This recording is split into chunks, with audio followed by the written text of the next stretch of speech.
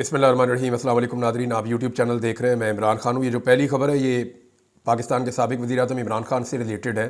और आप सब लोग ये जानते हैं कि अडियाला जेल के हवाले से जब भी मैं इमरान खान साहब के बारे में कोई ख़बर देता हूँ तो पूरी तस्दीक करने के बाद देता हूँ, और मेरी कोशिश होती है कि कोई ऐसी चीज़ ना बताई जाए, क्योंकि लोगों के जज्बात इस सारे मामले के साथ जुड़े हुए हैं। इसका इम्पैक्ट सिर्फ पाकिस्तान में नहीं आता, पूरी दुनिया में आता है। इमरान खान साहब दुनिया के मकबूल तरीन लीडर हैं, और पाकिस्तान में जितनी मकबूलियत इमरान खान साहब को मिली है उतनी किसी और को नहीं मिली है। तो यहाँ पे अपनी सहाफ़ती ज़िम्मेदारी के अलावा थोड़ी रिस्पॉन्सिबिलिटी और बढ़ जाती है कि आपका एक जुमला या आपकी दी हुई खबर जो है वो सिचुएशन को गंभीर कर सकती है या लोगों के जज्बात को भड़का सकती है। लेकिन अब जो खबर मैं आपको देने जा रहा हूँ ये दो जगह से चेक हुई है, और इसमें मेरा एक सोर्स है जिसने पहले मुझे इन्फॉर्मेशन दी थी और मैंने उसको भी काउंटर किया था। और जो चीज़ें मैंने आपको इमरान खान साहब के हवाले से बताई वो तमाम चीज़ें आने वाले दिनों में जब लोग जाकर इमरान खान साहब से मिले तो वो साबित हुआ कि वो खबर मेरी ठीक थी। मैंने उनको बताया था कि उनकी लाइट भी बंद है, मैंने बताया था कि उनको जेल में किस तरह से रखा गया है, मैंने ये भी बताया था कि उनका खाना बंद किया गया है, सफाई बंद की गई, अखबार बंद किए गए, टीवी बंद किया गया, वर्जिश बंद की गई, उन्हें सेल से बाहर नहीं निकाला जा रहा। ये सारी चीज़ें मैंने आपको बताई थी। लेकिन अब जो चीज़ मैं आपको बताने लगा हूँ ये एक तरह का टॉर्चर है जो इमरान खान साहब को बर्दाश्त करना पड़ रहा है। मुझे समझ नहीं आती कि इमरान खान साहब ने इसके बारे में बात क्यों नहीं की। हो सकता है कि वो शायद इसलिए बात ना कर रहे हो कि इसका मजाक उड़ाएंगे ख्वाजा आसिफ जैसे लोग या नवाज शरीफ जैसे लोग या टिकटॉकर्स इसका मजाक उड़ाएंगी या कोई ऐसी बात करेंगी। लेकिन सीरियसली ये एक तरह का टॉर्चर है जो इमरान खान साहब के साथ किया जा रहा है। देखें, जेल में मच्छर होना एक नॉर्मल बात है। जेलों के अंदर होते हैं मच्छर, वो तंग करते हैं कैदियों को। अगर आप कैद में या जेल में आप रहे हों तो यानी मैं लापता रहा तो वहाँ पे भी मच्छर थे और काफ़ी बंदे को तकलीफ़ होती है, परेशानी होती है। तो आपको वहाँ पे एक बहुत बड़ी नेमत मिल जाती है अगर आपको कोई मच्छर मारने वाली कोई चीज़ आपको पता चले कि बाहर चल रही है या कुछ इसका बंदोबस्त किया जा रहा है। तो जेलों के अंदर नॉर्मली मच्छर होते हैं। लेकिन जो जेलों के अंदर लाइट्स इस्तेमाल की जाती हैं ना, वो इस तरह की इस्तेमाल की जाती हैं जो इंसेक्ट्स को या ये जो आपके हशरात होते हैं बहुत सारे, जिसको आप कह सकते हैं परवाने कह सकते हैं, पतंगे कह सकते हैं, वो छोटी मछलियाँ होती हैं वो कह सकते हैं। आजकल मौसम में वो जो छोटे छोटे बिल्कुल बहुत छोटे छोटे से वो हशरात हैं वो आजकल बहुत ज़्यादा आते हैं।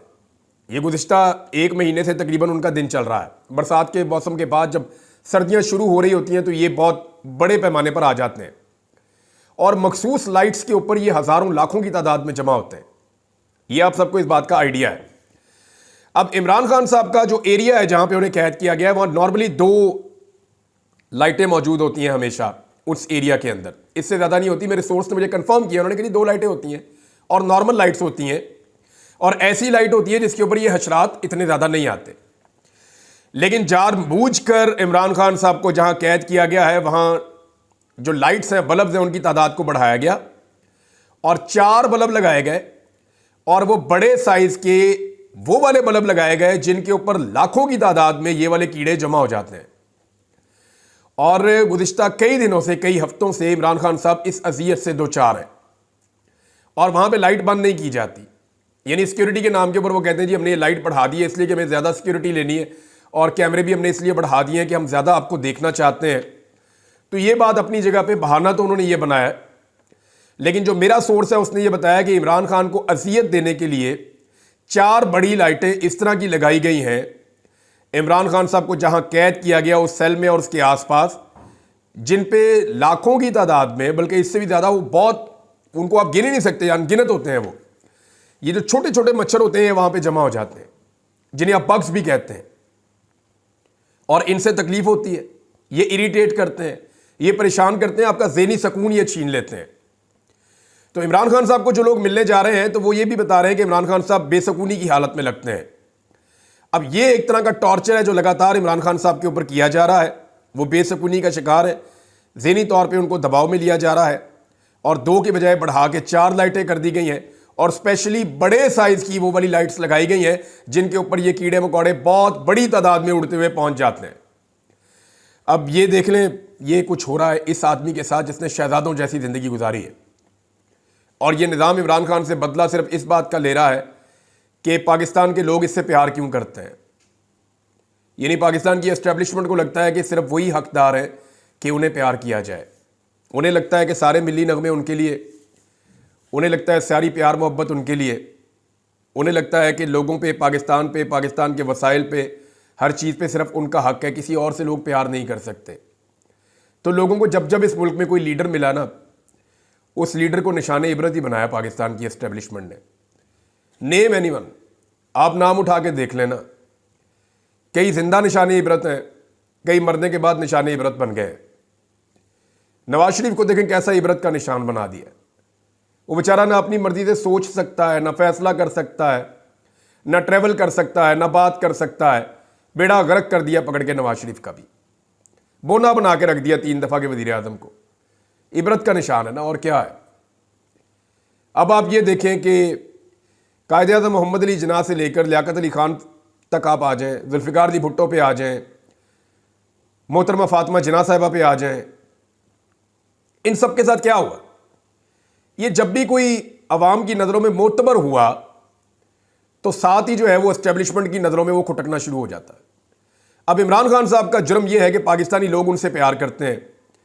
मैंने हकायक आपके सामने रख दिए हैं, और इन चीज़ों से ऐसा नहीं है कि पाकिस्तान तहरीक इंसाफ की क़यादत इनके बारे में जानती नहीं है। कुछ इन्फॉर्मेशन है जो उन तक पहुंची है, और अली अमीन गंडापुर साहब ने मुलाकात भी की इमरान खान साहब से, वो बाद में बताता हूँ क्या हुआ। लेकिन गंडापुर साहब ने जो स्टेटमेंट दिया है वो बहुत इंपॉर्टेंट है इस मौके पर। एक तो पाकिस्तान तहरीक इंसाफ का जो एहतजाज था पेशावर वाला, वो पेशावर वाला एहतजाज पाकिस्तान तहरीक इंसाफ ने कैंसिल कर दिया है, और स्वाबी में एहतजाज का ऐलान किया है। इस बात को आप जहन में रखिएगा कि पेशावर से स्वाबी जाना ये लगभग 2-2.25 घंटे का फासला है, और अगर आप बहुत बड़े जलसे जुलूस के साथ जाते हैं तो आपको कई घंटे लग जाते हैं। यानी आपको दिन का एक बहुत बड़ा हिस्सा आपका गुजर जाता है, फिर इस्लामाबाद जाते जाते आपको रात हो जाती है। तो पाकिस्तान तहरीक इंसाफ ने स्वाबी के अंदर पड़ाव डालने का फैसला किया है। इसको टेंट विलेज भी करार दिया जा रहा है। मैंने आपको पिछले वीलॉग में बताया था कि तहरीक इंसाफ किस नौइयत की तैयारियां कर रही है अपने एहतजाज के लिए, और अब अली अमीन गंडापुर ने बाकायदा अनाउंस कर दिया। उन्होंने कहा जो रवैया इमरान खान साहब के साथ है वो नाकाबिले बर्दाश्त है, उसे हम बर्दाश्त नहीं कर सकते।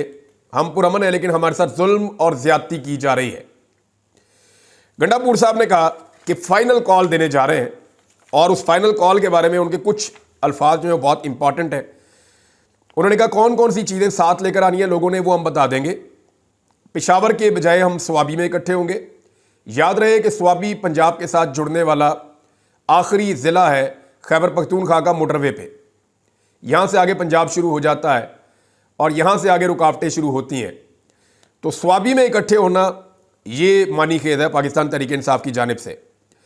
अली अमीन ने कहा जी अपने घरों में आप बताकर आ जाएं, और मैं भी बताकर आऊँगा कि अगर मैं वापस ना आया तो बेशक मेरा जनाजा पढ़ देना, क्योंकि अब खाली हम वापस नहीं आएंगे।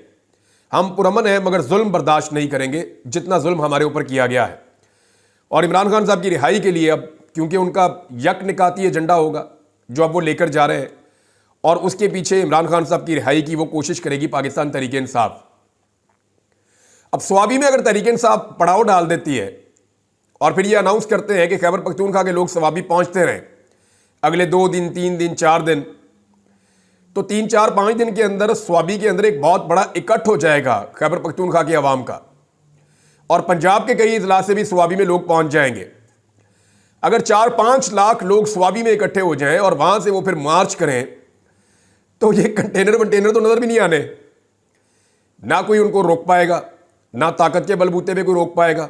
अवाम को ताकत के बलबूते पे कौन रोक पाया है? आपने देखे थे मनाजिर डी चौक जाने के, अवाम पैदल चल रही थी, सिक्योरिटी फोर्सेज ने सामने लाइनें बनाई हुई थी, मिलिट्री फोर्स भी थी, लेकिन लोग गुजर गए उनके बीच में से और उन्होंने जाने दिया। बल्कि लोग फौजियों के साथ सेल्फियां बना रहे थे और फौजी उनके साथ जफियां डाल रहे थे। तो ये फौज और अवाम जो बीच में से एक ही है, सारे ये रले हुए हैं, सारे मिले हुए हैं आपस में। इन्होंने बीच में से एका किया हुआ है, फौज ने, पुलिस ने, अवाम ने, सब ने एका किया हुआ है। बस ये थोड़ी सी अशराफिया ऊपर बैठी हुई है जो इनको कंट्रोल करती है और आपस में लड़ाती है, और उनकी वजह से हालात ख़राब होते हैं। बीच में तो सारे मिले हुए हैं। मैं अच्छी तरह जानता हूँ, जब भी कभी मौका आता है तो मनाजिर हम देख लेते हैं, हमें आइडिया हो जाता है। वो बेचारा जो पुलिस वाला आंसू गैस के शेल चला रहा होता है, उसके सर के ऊपर एक बंदा खड़ा हुआ होता है जो चलवा रहा होता है उससे, वरना कौन ऐसे अपने लोगों को मारता है? ऐसा नहीं हो सकता। अब पाकिस्तान तहरीक इंसाफ ने ये कहा, इसमें लतीफ़ खोसा साहब का एक स्टेटमेंट है, वो मैं आपको ज़रूर पढ़ के सुनाना चाहूँगा। उससे आपको आइडिया हो जाएगा कि जेल में इमरान खान के साथ जो भी हो रहा है वो क्यों हो रहा है और रीजंस क्या है। लतीफ़ खोसा साहब कहते हैं, जी अडियाला जेल एस्टेब्लिशमेंट के कंट्रोल में। हमारी मुलाकात में एजेंसियों के अहलकार खड़े रहते हैं। अडियाला जेल की अदालत भी एस्टेब्लिशमेंट के कंट्रोल में है। साथ वाले कमरे में एक कर्नल बैठा होता है। मुल्क में आईनी मार्शल लॉ नाफिज है। पाकिस्तान गैरिजन स्टेट बना हुआ है। ये जनाब लतीफ़ खोसा साहब का स्टेटमेंट है। अब इससे आप अंदाज़ा कर लीजिए कि पाकिस्तान तहरीक इंसाफ इस बारे में क्या समझती है। अदलिया से कुछ डेवलपमेंट्स हैं, पहले मैं वो आपको बता दूंगा और फिर आगे बढ़ते हैं। वकला ने तहरीक शुरू कर दी है, उसका नाम रखा है नई छड्डांगे। ये पंजाबी में नाम रखा है, इसको ज़रा समझें आप, क्योंकि पंजाब के अंदर वकला तहरीक खड़ी होगी तो फिर आगे बढ़ेगी। बलूचिस्तान के वकला पहले ही खड़े हैं। सिंध के वकला जो हैं वो जुल्म और ज़्यादती के खिलाफ खड़े हैं, उन्होंने पहले भी कुर्बानियाँ दी हैं। खैबर पख्तूनख्वा के वकला, जब मैं वहाँ हाई कोर्ट में जाता हूँ खैबर पख्तूनख्वा वाली में, 2-3 दफ़ा मुझे जाना पड़ा अभी आजकल के दिनों में, तो वो भी ज़बरदस्त तरीके से खड़े हैं वकला जो मिलते हैं। अब पंजाब में डिवीज़न है, तो पंजाब के वकला को खड़ा करने के लिए जो स्लोगन है वो पंजाबी में बनाया गया है कि नई छड्डांगे। और इसके साथ वकला ने कहा, जी सवाल ही पैदा नहीं होता कि 26वीं आईनी तरमीम को बर्दाश्त किया जाए। इस आईनी तरमीम में कानूनी खराबियां हैं, यानी इसके अंदर बहुत सारी ऐसी मिस्टेक्स हैं जिनको ठीक किए बगैर ये अप्लाई नहीं हो सकती। दूसरा, ये सिंध हाई कोर्ट में चैलेंज हो चुकी हैं, वहाँ बुला लिया गया अटॉर्नी जनरल को, और अगर ये पेशावर हाई कोर्ट से भी इसी तरह ये मामला आगे बढ़ जाता है तो डेफिनेटली फिर फुल कोर्ट बिठाना पड़ेगा आईनी तरमीम के मामले में। अब जो इत्तला आ रही है मेरे पास, उसके मुताबिक जो अहम खबर है उसमें chief justice of Pakistan justice Yahya Afridi ने जुडिशल कमीशन का इजलास 5 नवंबर को तलब कर लिया है। इजलास में आईनी बेंच भी तश्कील दिया जा सकता है और हो सकता है कि एक फुल कोर्ट बनाने की तरफ मामला चला जाए, क्योंकि हाई कोर्ट्स के अंदर भी पेंडिंग है आईनी तरमीम वाला मामला। तो आईनी तरमीम बदस्तूर मुश्किल में है। और यहाँ इसी आईनी तरमीम के हवाले से एक खबर और है मेरे पास, और वो खबर ये है कि आईनी तरमीम के हवाले से Lahore high court bar association ने भी 26वीं आईनी तरमीम के खिलाफ सुप्रीम कोर्ट में दरखास्त दायर कर दी है। अब सुप्रीम कोर्ट में दरखास्तों की तादाद बढ़ती चली जा रही है और सुप्रीम कोर्ट को यह केस सुनना पड़ेगा। क्या इस आईनी तरमीम को आईनी बेंच में लगाना चाहिए? तो सवाल यह पैदा होता है कि जिस आईनी तरमीम के नतीजे में एक बेंच बना है उसी आईनी तरमीम को चैलेंज कर दिया गया, तो क्या वो उसी बेंच में लगेगी? यानी वकला ये कह रहे हैं कि ये जो आईनी बेंच बनाया जा रहा है ये गैर आईनी है, गैर कानूनी है और इसको हम चैलेंज कर रहे हैं, और वो जो चैलेंज करना है वो उसी अदालत में चैलेंज होगा, तो ये नहीं हो सकता। एक्चुअली ये पहले वाली अदालत में चैलेंज होना चाहिए कि अगला काम जो हुआ है वो ठीक हुआ है या गलत हुआ है। मिसाल के तौर पे एक इलाके के अंदर एक आदमी को एसएचओ लगाया जा रहा है, अहले इलाका जो है वो एक दरखास्त लेकर चले जाते हैं कि जनाब ये जो आप एसएचओ लगा रहे हैं ये आप गलत लगा रहे हैं। तो ये तो नहीं होगा कि उसी एसएचओ के पास वो दरखास्त लग जाएगी और वो फैसला करेगा कि मैं गलत लगाऊं या सही लगाऊं। अगर आईनी बेंच बन गया तो दे वुड बी हैप्पी, वो तो फिर आईनी तरमीम के हक में जाएगा कि जी इसके हम बेनिफिशियरी हैं, कंफ्लिक्ट ऑफ इंटरेस्ट आ जाएगा। तो होना यह चाहिए कि वो जो आईनी बेंच बन रहा है उसके सामने ये आईनी तरमीम वाला मामला ना लगे, बल्कि वो फुल कोर्ट इसको सुने, और वहां पे 17 जजेस मौजूद हैं, वो इसको सुन सकते हैं और उन्हें यह सुनना चाहिए और सुनना पड़ेगा। अवाम भी यही चाहती है और इंसाफ का तकाजा भी यही है और इखलाकियात का तकाजा भी यही है। मेरे ख्याल में अगर सिंपल आप इसको जुरिस्प्रूडेंस के उसूलों के ऊपर या कानूनी उसूलों के ऊपर इसको रख के आप परख लें तो होना भी यही चाहिए। अब इसमें जनाब फर्दर बात करेंगे कि डेवलपमेंट्स क्या होती हैं, वो आपके साथ शेयर कर देंगे। एक खबर और है, जो ओवरसीज पाकिस्तानी एहतजाज करते हैं पाकिस्तान से बाहर और उन लोगों के खिलाफ एहतजाज करते हैं जो पाकिस्तान में काबू नहीं आ रहे, लाकानूनियत फैला रहे हैं, फस्तायत, जबर, जुल्म, ये सारे बाजार जिन्होंने गर्म किए हुए हैं, उन ओवरसीज पाकिस्तानियों के घर वालों को पाकिस्तान में हिरासा किया जा रहा है। अभी एक सारा मीर साहबा हैं, उनका मैं ट्वीट देख रहा था, उनके पाकिस्तान वाले घर में नामालूम अफराद ने हमला कर दिया, बहुत बड़ी तादाद में आ गए, उनके घर के अंदर घुस गए, फिर उनका जो है वो बाहर जाते हुए घर को ताले भी लगाकर चले गए, उनकी वालदा बेचारी वहाँ पे रहती हैं, वो दरबदर हैं। तो ये एक बेटी को सिर्फ एहतजाज से रोकने के लिए उसकी वालदा को पाकिस्तान में हिरासा करना, ये कहाँ का इंसाफ है? यानी इतना तो रियासत नहीं गिर सकती। अब काजी फायद ईसा के खिलाफ एहतजाज करना, वो तो अब रिटायर हो चुके हैं, छोड़ दें उनको, अपनी ज़िंदगी जीने दें। लेकिन कुछ इतलात आ रही है कि काजी फायद ईसा साहब को स्पेन में बनाया जाएगा पाकिस्तान का सफ़ीर। ये बड़ा शुगर लगेगा नाज़रीन। ये हुकूमत अगर ये काम कर देना तो मज़ा ही आ जाएगा। काजी फायद ईसा साहब को बना दें स्पेन में पाकिस्तान का सफ़ीर, उनको रोज़ाना दफ्तर जाना पड़ेगा। जब वो दफ्तर जाएंगे बाहर पाकिस्तानी बैठ के एहतजाज करेंगे, और पाकिस्तानी जो है ना वो स्पेन में उनको बड़ी अच्छी एक एक्टिविटी मिल जाएगी, वहाँ पे एहतजाज करते रहेंगे। तो काजी साहब का भी पता होगा रोज़ाना इन्होंने इस दफ्तर में आना है। तो काजी साहब को अब आप कहीं नहीं इस्तेमाल कर सकते, सिर्फ एक ही तरीका है, पाकिस्तान बुलाएं और बुला के यहाँ पे कोई ओहदा दे के उनको यहाँ सेटल कर दें। एक ही तरीका है, या तो पाकिस्तान में काजी साहब महफूज रह सकते हैं पाकिस्तानियों से, या किसी ऐसे मुल्क में उनको भेज दें जहाँ पे बादशाहत है, जहाँ पे डिक्टेटरशिप है, जहाँ पे रूल ऑफ लॉ या आज़ादी इजहार राय ये वाले मामलात नहीं है। एक और खबर नाज़रीन, नवाज शरीफ साहब के हवाले से मैं इस पर अपना तजिया दूंगा आपको, और नॉर्मली मैं इतना इस तरह का तजिया नहीं देता, लेकिन ये बहुत ज़रूरी है। देखिए, मियाँ साहब के अंदर ना एक दुखी आत्मा है। वो दुखी आत्मा हर दूसरे दिन जाग जाती है। भाई को बना लिया वज़ीर आज़म, बेटी को बना लिया वज़ीर आला, खुद जाली फार्म 47 के ऊपर कैंसर की पेशेंट से जेल में उसको डाल के 70,000 की लीड पे हारने के बावजूद जाली फार्म 47 लेकर खुद एमएनए बन गए। मियाँ साहब को और क्या चाहिए? इसके बावजूद उनके अंदर एक दुखी आत्मा है जो मुकेश के गाने सुनती है। मियाँ साहब का बड़ा सीरियस मसला यह है कि वो अब दुखी रहना सीख चुके हैं, और वो अपनी तमाम खुशियों के बावजूद उनको छुपाना सीख चुके हैं। और जैसे ही कोई बंदा उनके सामने माइक या कैमरा करता है, मियाँ साहब मुंह लमका के अपने अंदर के दुखड़े सुनाना शुरू कर देते हैं कि मैंने सच्चा प्यार नहीं मिला।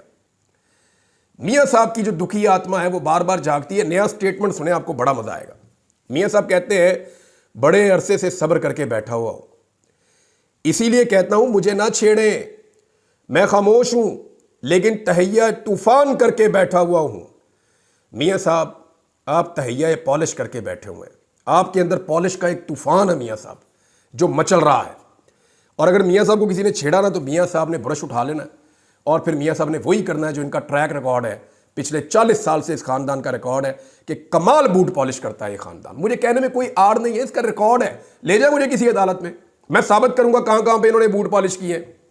अपने मुंह से मरियम नवाज ने कहा कि ये वाला तरीका मुझे भी बहुत अच्छे से आता है, इसमें जूते साफ करने पड़ते हैं। फिर हमने देखा जूते चमक रहे हैं, कमाल, जूतों में शक्लें नजर आ रही हैं पूरे खानदान की, जबरदस्त किस्म की पॉलिश की है इन्होंने। और उस पॉलिश के नतीजे में आज भाई जो है वो वज़ीर आज़म है, बेटी जो है वो वज़ीर आला है, और पब्लिक जो है वो इनके खिलाफ है। यानी पब्लिक की इतनी मुखालफत के बावजूद किसी खानदान को इक़्तिदार मिल सकता है? तो नहीं मिल सकता। सिंपल है ये। कुछ और चीज़ें आपके साथ शेयर कर देता हूँ अगले वीलॉग में, इसको यहाँ रोक लेते हैं वरना मैं और ज़्यादा जज्बात में बह जाऊँगा। अब तक के लिए इतना ही। अपना ख्याल रखिएगा, अपने चैनल का भी। अल्लाह हाफ़िज़।